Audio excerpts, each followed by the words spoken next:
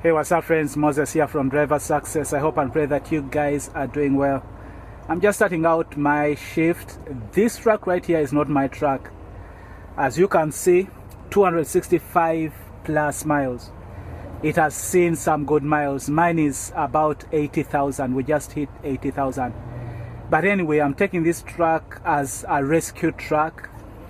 There's a driver and I believe he's a trainee. They are running out of hours. He and the trainer are stuck somewhere on the freeway because something is wrong with their truck. So I think the mechanic, either they're waiting for the mechanic or the mechanic is working on the truck, but he is running out of hours.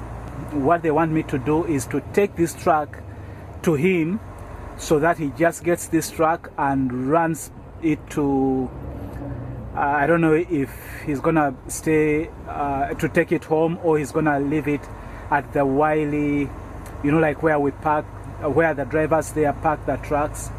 So I don't know if his car is this side or if it's that side. I have no idea, but anyway, I'm in jam, but I'm trying my best to get to him as soon as possible so that he doesn't run out of hours.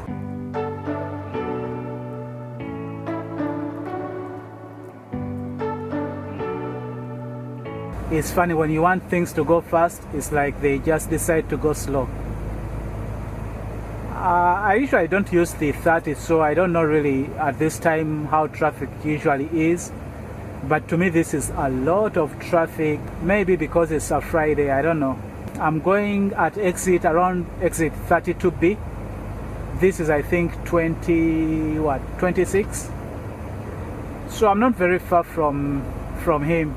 They should be somewhere around this place because they said exit 32B, because this is 32A.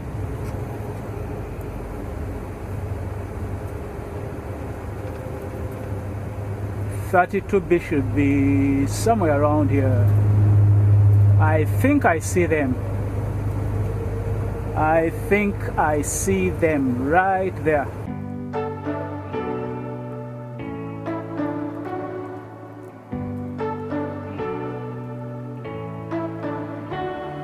You say you don't wanna get in trouble, that you're doing fine 'cause you got me. I don't wanna break Right here. your little bubble, but you gotta wake up to reality. 'Cause I can see in your eyes, we got here at about, I think it was 5, maybe around 5:40. I now have 2 loads on me.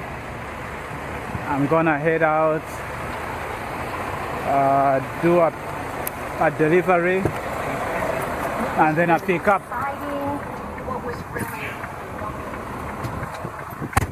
So, okay, I'm going to Kellogg's, and then I have Owens Corning. 2 loads. Right now it's coming to 6 o'clock. Let's go.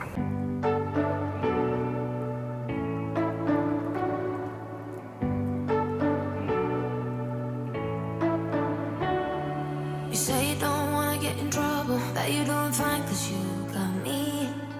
I don't wanna break your little bubble, but you gotta wake up to reality. 'Cause I can see in your eyes, By the way, in case you're wondering, the way I get paid for that time is by the hour. So all I have to do is to put it in my exceptions so that I can remind my manager what I did from the time I began until the time, you know, like I started doing this load. That way I get paid for it. Okay, so real quick, I just want to talk to those of you that are coming to JB Hunt, or that are already here but are still new. Especially I'm talking about the Intermodal department. So I was talking to the trainer that was training the guy that I went to rescue. Now the guy was going through just 1 day of retraining because I think the person who trained him, there are certain things he hadn't shown him, and so he was having some problems. And so this trainer was telling me that one of the problems that he saw that this guy had was he was leaving a lot of money on the table because he didn't know about exceptions. I think I've talked about this in other videos, but I just want to encourage those of you that are coming to JB Hunt, learn about exceptions. Just remember that everything you do, you get paid for it. So as much as possible, if you are doing something and you are not sure if you should be paid for it, ask somebody, ask your manager. Try and make sure that you get paid for what you do, because from what the trainer was telling me, I think this guy was making, I think maybe like $800 a week, right? And so the trainer was wondering, how is it that you are putting in these hours and making just $800 a week? And so he realized that the driver was doing a lot of things, but he didn't know about exceptions. So I just want to encourage you to learn exceptions, because that is one of the ways that also your pay adds up. And just to give you an example, even though I have been at JB Hunt for 5 years now, there is some money that I was leaving on the table without even knowing. So sometimes they would give me a load, right, to come here, pick up a load, a reefer load, go fill up the, you know, like with fuel, the reefer, and drop it at the yard. I would do that, but then I would think that automatically, you know, like they're paying me for that, until I realized that I had to put it in. It was supposed to be an exception.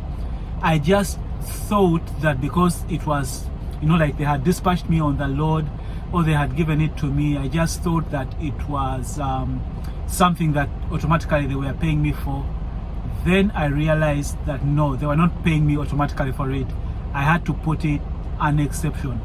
That was $40 just for me to pick up a reefer load from the rail, go fill it up and drop it at the yard. That is $40.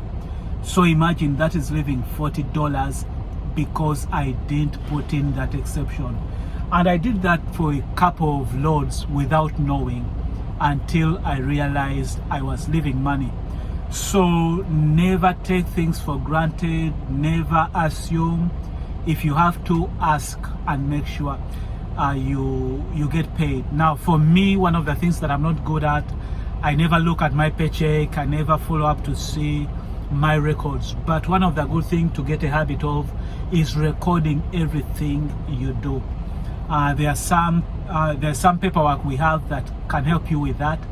I personally don't take the time to do that, but again, when you don't do that, you leave money on the table. So it's just a way for me to encourage you that if you are new to JB Hunt and you are thinking you are not making enough money, it could be that it's because you are leaving money at the table. So just pay attention to that.